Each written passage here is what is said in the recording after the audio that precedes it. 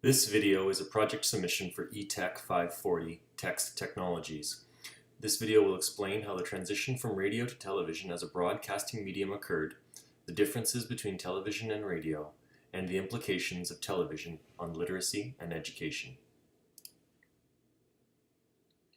Both radio and television are broadcasting technologies.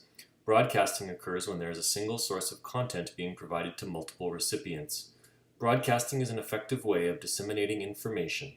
That is, broadcasting can be used to share a message with a very large audience. Broadcasting does not provide the audience with the opportunity to interact with the source. The audience can be thought of as a consumer of the media provided by the content producer. Radio and television are also similar in that they follow a broadcast schedule. The schedule is determined by the content provider and distributed to the consumer to let them know what time they should tune in. After World War II had ended, the established radio networks in the United States began to use their radio profits to explore the viability of creating television networks. In 1946, there were only a few thousand televisions in existence, receiving content provided by small network affiliates in major urban centers. The production of television content from the former radio networks drove the demand for television in American households. Early television programs included Howdy Doody and the Texaco Star Theater. To get an idea of the scale of the rapid adoption of the television, if we look at the estimated number of TVs produced in January of 1947, there were just under 5,500 units produced, compared to the 7.2 million produced in 1953, just 6 years later. By 1955, it is estimated that half the households in America had a black and white television. This is an image of one of the first widely sold commercial television sets. This product was sold in 1946 and 1947. What was it about the early television set that made it so appealing? What was the difference from radio that attracted the masses? One of the differences between radio and television is the amount of audience engagement or participation. Now we will hear from Marshall McLuhan as he describes what he meant when describing television as a cool media. Television is cool because the viewer is detached from the media, but engaged in high participation.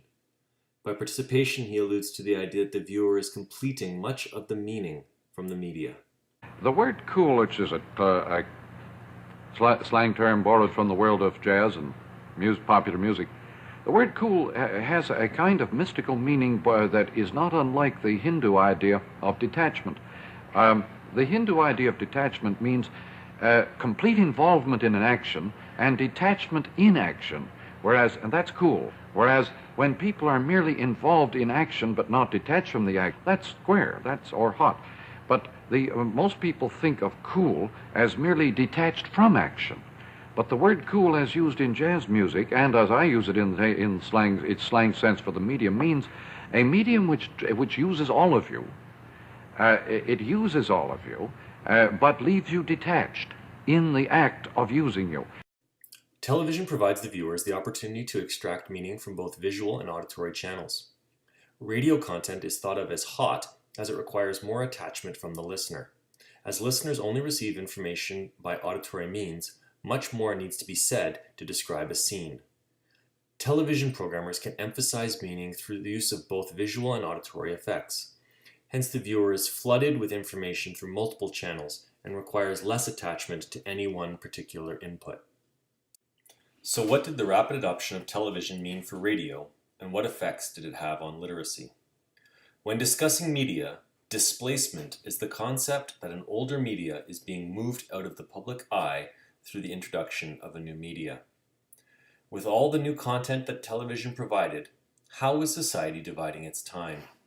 What was being displaced to allow for multiple hours of television consumption by the average American household?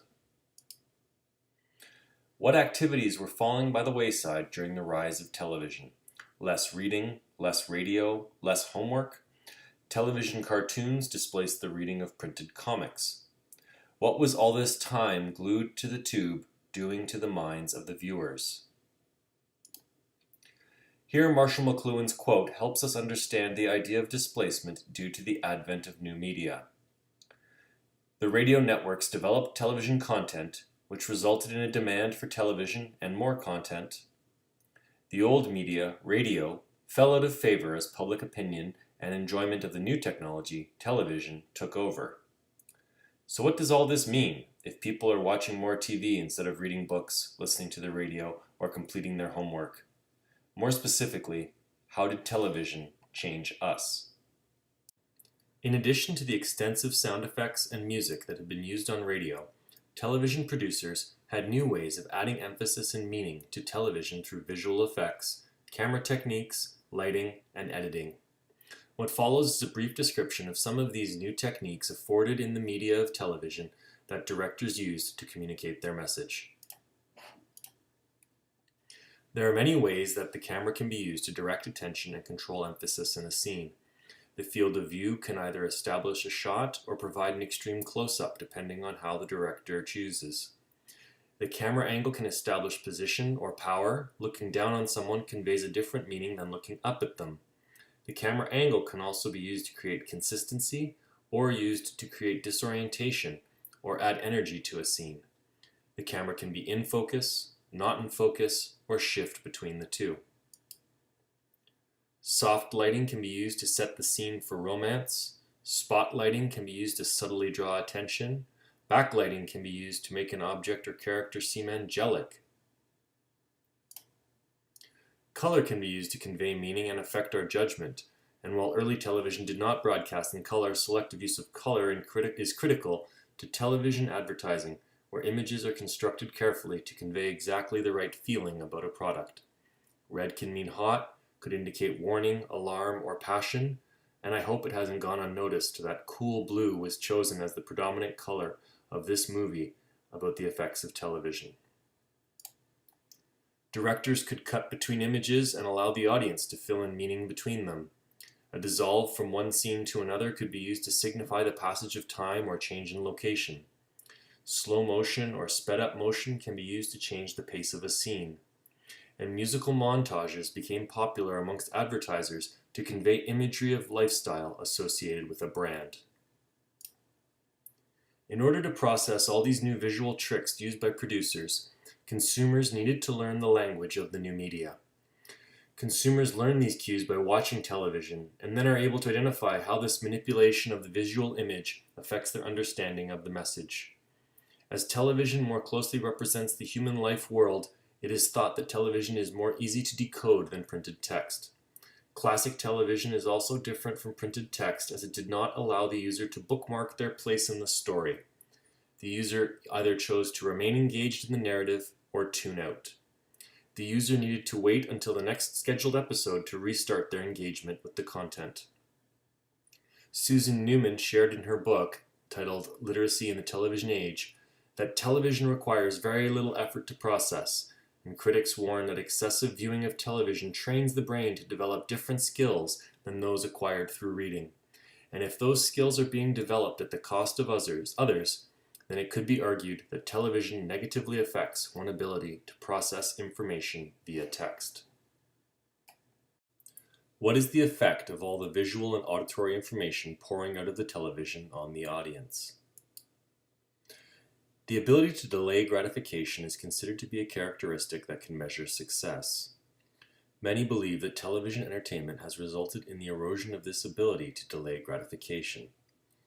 As described by Neil Postman, everything on television occurs in the now. There is no past or future. Consumption of television media leads us to believe that everything results in immediate rewards. Many studies have also been conducted on the negative impact of fast-paced children's television on a child's ability to maintain attention and focus.